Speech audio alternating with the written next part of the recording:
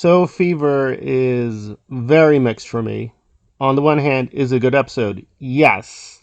And do they follow up on the cliffhanger from the last episode? Also yes, but it does feel like we're stalling a little bit.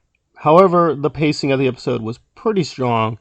There are pretty good character moments, so overall I did like it, but I was a little bit mixed. So essentially, we begin with a flashback, which thankfully does not last too long. It gives us a little bit more on a few critical characters, and we basically spend some time with Mason, a little bit of time with Hugo, even the Beggar King comes in for a very grisly cameo. So that's well and fine, but of course the main story is with True and Maladie. And I did think the twists with Maladie were okay, but they're a little bit silly in that things have to line up very coincidentally for her plan to make sense.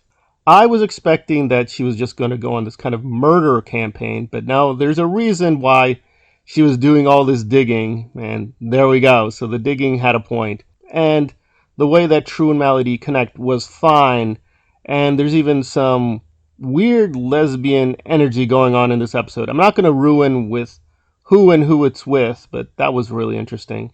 And I don't mind Maladie being resurrected per se, but I do find it really odd, given how dangerous she is, that people keep getting very close to her, and that physical proximity puts them in danger. You'd think by now, after all these episodes, they'd stop doing that, but nope, they keep getting very close to her, and then, of course, she takes advantage of that with her knives, so that was a little annoying.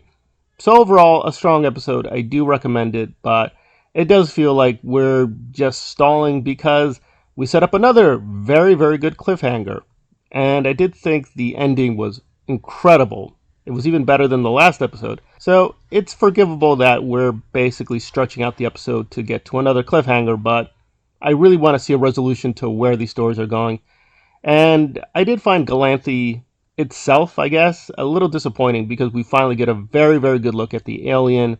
And the design, I think, was a little weak. However, the ending does redeem it. And basically, Galanthi unleashes the power that's, I guess, latent in this creature. And we get a few more, I guess, details about what is Galanthi and what is the purpose of True in the story. So overall, good stuff, but I think it could have been done and structured differently because it does feel like we're just stretching things to stretch things. But I have to withhold judgment until we get to the final episodes and seeing where at least a major part of the story is going to be resolved and whether that's done very satisfactorily or it's done very cheaply. And so I have to withhold judgment on how the whole season operates with this episode critically building up to the conclusion.